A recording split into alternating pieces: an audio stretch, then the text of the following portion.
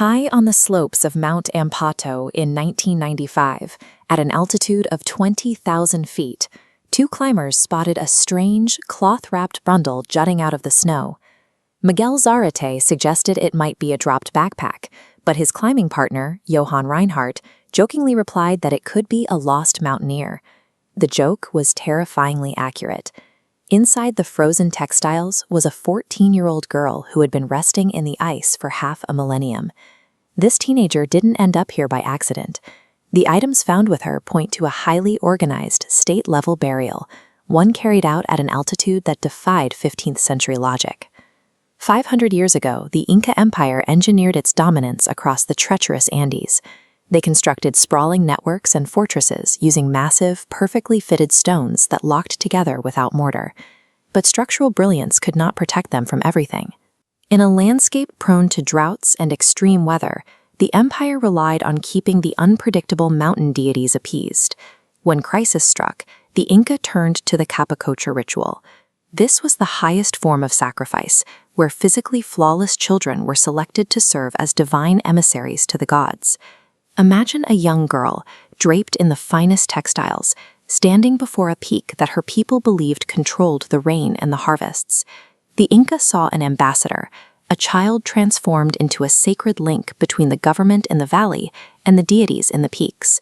Her role was to stabilize the landscape they inhabited.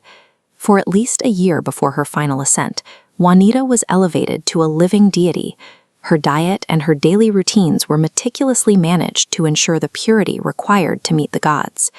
Priests prepared staggeringly expensive offerings to accompany her, including masterfully crafted pottery and small statues forged from gold and silver.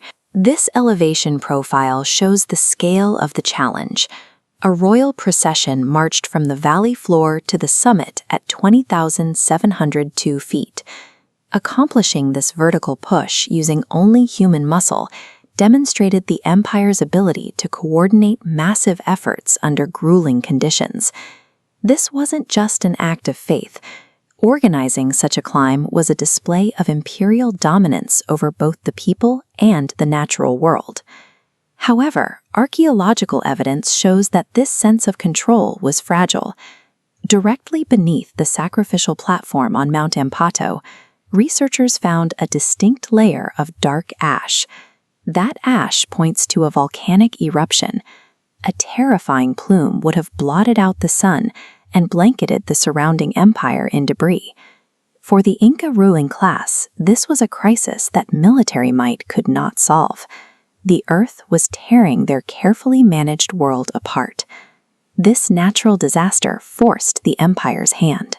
When crisis struck, the ruling class chose to sacrifice their most innocent subjects to protect their authority. By the time the royal procession reached the summit of Mount Ampato, the air was thin and the temperatures had plummeted. The year of lavish, golden pampering ended in a swift reality. The ritual concluded with a single blow to the head, delivered in the thin mountain air. The stone struck hard, and the young-year-old slumped into the snow. Once the burial was complete, she was left in freezing silence. Juanita's placement in the ice reveals the true state of the empire. At a time when they appeared most powerful, the Inca were driven to these summits by a fear their soldiers couldn't fight. The cold preserved Juanita as a time capsule. Today, lifelike facial reconstructions allow researchers, like Johann Reinhardt, to look directly into the face of a girl who lived 500 years ago. But while scientists see her as a person to be understood, others see her as a target for profit. Driven by the black market value of the accompanying gold, looters frequently target these graves.